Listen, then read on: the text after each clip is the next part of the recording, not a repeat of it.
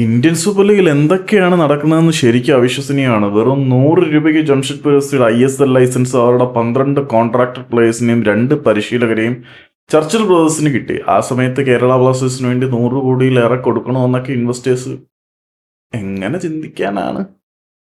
അത് പോട്ടെ. 100 രൂപയ്ക്ക് ഒരു ക്ലബ്ബ് കിട്ടുമ്പം ഇവിടെ 100 കോടിയിൽ പോകുന്നവരുടെ ആർത്തി തീരുന്നില്ല എന്നുള്ള അവസ്ഥയെ ഇതിനെ ഇന്റർകാശി എങ്ങനെ എടുക്കും എന്നുള്ളത് വളരെ വലിയ ചോദ്യമാണ്. അതൊക്കെ അവിടെ നിൽക്കട്ടെ. ഈ ബ്ലാസ്റ്റേഴ്സിന്റെ കാര്യത്തിലേക്ക് വന്നു കഴിഞ്ഞാൽ ബ്ലാസ്റ്റേഴ്സ് രണ്ടാമത്തെ ഇൻസ്റ്റാൾമെന്റും അടച്ചു കഴിഞ്ഞു. ഇന്ത്യൻ സൂപ്പർ ലീഗിൽ പങ്കെടുക്കാൻ വേണ്ടിയിട്ടുള്ള പാർട്ടിസിപ്പേഷൻ ഫീ ആയിട്ടുള്ള 55 ലക്ഷം രൂപ ആദ്യ ഗഡു അടച്ച ബ്ലാസ്റ്റേഴ്സ് രണ്ടാമത്തെ ഗഡു അടച്ചിരിക്കുകയാണ്. അപ്പോൾ പറഞ്ഞു വന്ന എന്താണെന്ന് വെച്ചാൽ കേരള ബ്ലാസ്റ്റേഴ്സ് ഇന്ത്യൻ സൂപ്പർ ലീഗിൽ കളിക്കാനുള്ള പാർട്ടിസിപ്പേഷൻ ഫീസ് പൂർണ്ണമായിട്ടും അടച്ചു കഴിഞ്ഞു. ഇനിയിപ്പം ബ്ലാസ്റ്റേഴ്സ് ഇന്ത്യൻ സൂപ്പർ ലീഗിൽ പങ്കെടുക്കില്ല എന്നുള്ള ഡൗട്ടൊന്നും ആർക്കും വേണ്ട. നിലവിൽ ഒരൊറ്റ ക്ലബ്ബ് മാത്രമേ ഇനി പാർട്ടിസിപ്പേഷൻ ഫീസ് അടയ്ക്കാനുള്ളൂ. അവന്മാരുടെ കാര്യത്തിൽ സംശയത്തിനാണ്. എടഞ്ഞു നിൽക്കുവാണെന്നാണ് അറിയാൻ കഴിയുന്നത്.